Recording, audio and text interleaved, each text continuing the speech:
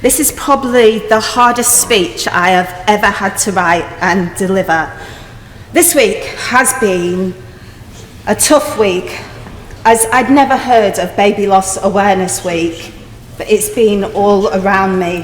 There have been online discussions, commemorative badges, and a debate in the chamber today. I have struggled debating with myself as to whether or not I should contribute in here. It's such a personal issue. And do I want to share my very personal experiences? The absolute truth is, I struggle to talk to my family and my very close friends about it. But during the events this week, I can see a large focus is on people talking about their loved ones, supporting each other, and making sure that where needed, important issues are raised and addressed. I want to thank all my friends who have come into the chamber today to support me, as they know how hard this is for me. I also want to apologise to my many friends. I also want to apologise to my many friends who I haven't told. It's not because I don't want you to know, or I'm embarrassed. It's just because I find it so very hard to do so.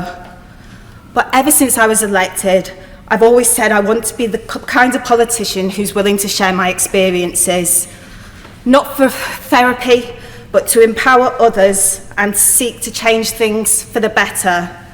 Lewisham Bereavement Counselling Service tells me there's a 2 to 4 month waiting list, and this just isn't good enough. So I guess now's the time for me to talk and pay tribute to my little angel, Veronica. When I was 16 years old, I became unexpectedly pregnant. At first, I was terrified and even debated having her adopted. But during my pregnancy, something changed. I became so attached. I was excited. I was going to be the best mum ever. Me and my partner at the time named our baby girl Veronica. We couldn't wait to meet her. I went full term and was 10 days overdue, so they had to induce me. I was in labour for a long time. I was sick, tired, and in a huge amount of pain. Veronica's heartbeat was checked regularly, and everything was fine. Then once I was dilated, they checked for a heartbeat again, and they couldn't find it. This went on for about 20 minutes, checking with different machines, because they wasn't sure whether or not the equipment was broken.